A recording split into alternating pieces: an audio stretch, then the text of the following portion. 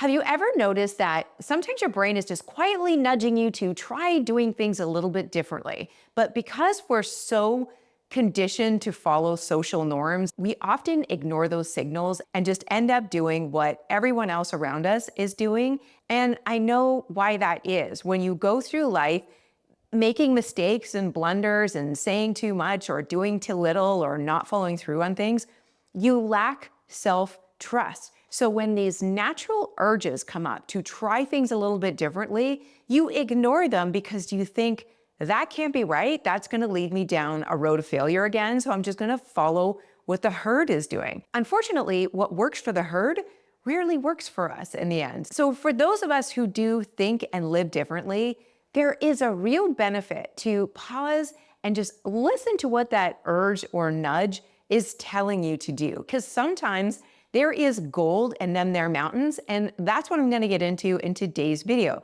This has been really top of mind for me lately because I feel like this whole year I've been trying to follow rhythms and patterns of the herd mentality, especially when it relates to my business. I'm looking at what everyone else is doing, and granted, I'm experimenting and I'm letting it be messy. I'm not getting overly attached to any outcome. And if things don't work out the way I expect them to, I'm not making it like a personal failure. So I am listening to all of my own great advice when it comes to trying things. But the one thing that I think I've forgotten in all of this is that the way other people do things doesn't mean that it's right for me. So I want to talk you through some of those. This is relating specifically to business, but I think this applies to any area of life. And the takeaway here is that we've got to learn to listen to those quiet urges to do things a little bit differently based on what we know about ourselves. And when we actually do that, we sometimes end up creating amazing things like a beautiful life or a great business, or we show up in our job like the superstars that we are because we are creative, divergent thinkers. But when we don't even give ourselves the self-trust to explore those urges, we just follow the herd mentality and we're usually at the end of the pack. And that is the unfortunate part. So stick around, that's what we're gonna get into now. But if you're new here, welcome. My name is Karen McGill. I'm an ADHD coach and creator, and I'm here for the busy, ambitious brains who need to do things differently, but they don't trust themselves until today. So let's get into it. Here's a great example. As someone who has their own business, I am always trying to upskill and up-level. And there's people out there that do things in a way that I really admire and respect. They've got a lot of integrity, a lot of experience, and they're not bro marketers. So I love following them. I buy their courses, I listen to everything they put out, I follow their roadmaps. And I'm not saying that I don't get anything from it. Obviously, I've learned and applied a ton. But here's the thing. Sometimes what I admire most about these people is that they are so diligent and consistent and disciplined, and they're able to just keep up with the flow of things in a business, which let me tell you can be an awful lot, especially if you're a solopreneur like me. So I follow their models and use their templates and try to do things exactly as they do them. And typically that is an absolute recipe for failure because the truth is, I can't be consistent on social media. I can't wake up and always be camera ready or have the energy to record things.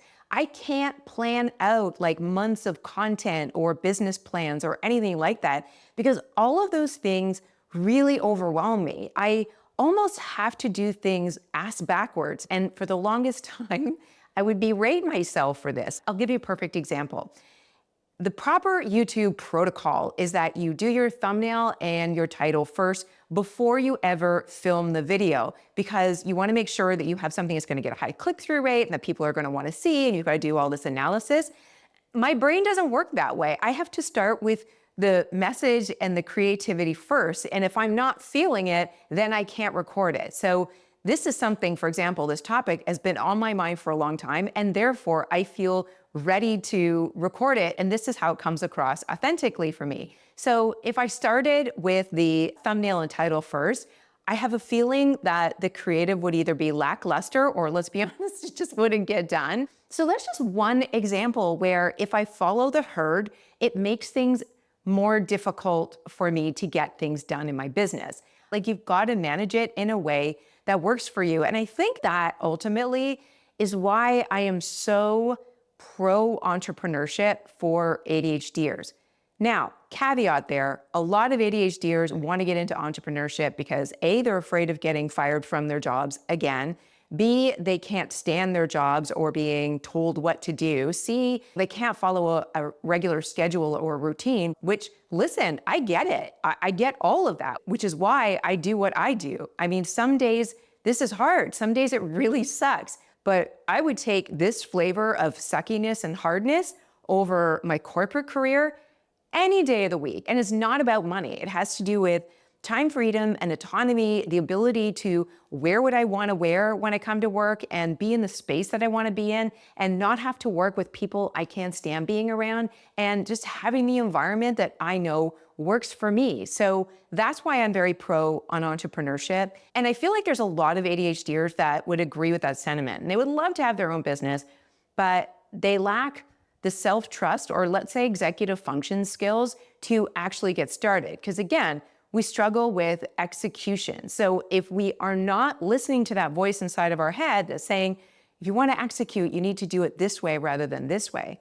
If we're not listening to that voice in our head, then we're just never going to execute, right? So if you have ever tried to start a business, or if you have tried a business and failed, then I want you to know that, first of all, I've been there too. And the majority of businesses fail, right? Like 90% of first business attempts fail. I think that's the stat. Don't quote me on it, but no matter whether you're neurodivergent or not, there's a high likelihood that you will fail in business. But if you don't listen to how your brain wants to do things, then it's almost a recipe for failure, or worse, it's not a recipe for failure and you're successful in a business that you hate. So instead of building a palace where you get to wear what you want and show up when you want, you've built yourself a prison. And I know a lot of entrepreneurs that have done that. You don't want to do it, because building a business you hate is a lot harder to extract yourself from than having a job that you hate. So now I've hopefully convinced you that there is some merit to doing things your own way. And I'm going to give you a couple of specific examples, especially as it relates to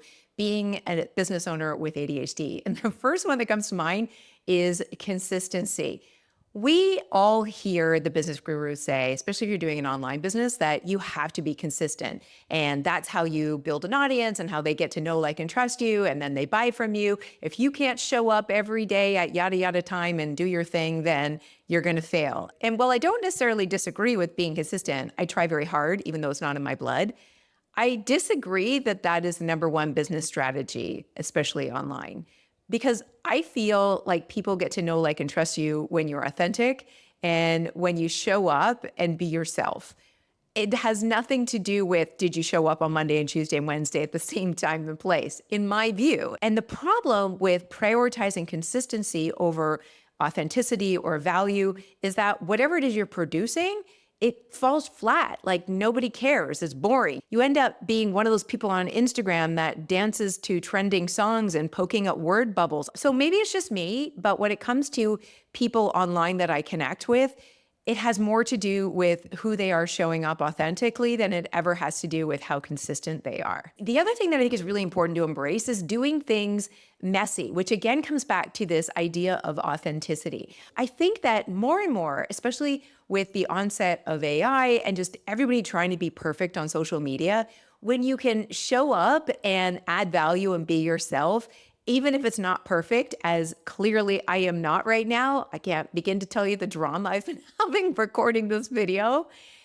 People appreciate that and they connect with it. So I know that a lot of my ADHD entrepreneurs have a tendency to struggle with perfectionism, that the way that the vision they have in their mind for how they want to communicate and offer a product is not coming across because they lack the skill or the professionalism to really articulate and communicate the value of what they want to offer. And that can be very frustrating. But here's the thing, done is always better than perfect. And sometimes doing things in a way that is not perfect is endearing. And it's the reason that people show up for you time and time again, because they can relate to you as a human being. And when somebody feels over polished or unreal, it's hard to trust them, or at least maybe as just me, it feels that way. And of course, when you do things differently, i.e. your own way, because your brain is wired differently, you are going to find your people so much faster. The people that think the same way you do, value the same things you do, and can connect with your authenticity and the way you see the world, which is why it's so important to double down on owning your weird. That's actually the title of a book that one of my business mentors wrote years ago, but I just read it in the last couple of months. And it was just such a refreshing reminder to do things your own way, especially in a world where everybody is trying to copy everybody else. I think it's great to take inspiration and ideas from other people, but you have to put your own weirdo spin on it, show your freak flag, and do it in a way that works for you. And while I do think that success leaves some clues, I think this idea of finding people you admire and then reverse engineering everything they did and then following that plan step by step, it doesn't work to get you to the place that they are because you're never starting from the same starting point and you never end up where they end up. So I think it's a better idea to look at someone you admire and get curious about what you admire about them. What is it about their success that really stands out for you and is something that you would want to emulate? And then from there, ask yourself, how can I do this in a way that works for me? So rather than writing a business plan, maybe you're audio recording your business plan on a walk, which is very much the way I do things. Or instead of using somebody's step-by-step content management plan, maybe you do mind maps or use sticky notes or something else that works for your brain and allows you to articulate yourself in the most authentic way possible and is easy enough that you can repeat it and be as close to consistency as possible. And when it comes to building an audience or connecting with your ideal customer, again, authenticity is going to beat out consistency every day of the week. So maybe you show up like crazy on the days where you have energy, and on the days that you don't, you bring whatever you can and make that good enough. The beauty of being a business owner in this day and age is that there is a million ways to go about doing anything, and consistency does not need to be your number one strategy. Trust me on that. So here's my challenge for you right now. Whether you are a seasoned entrepreneur or you're just getting started, but you're feeling stuck.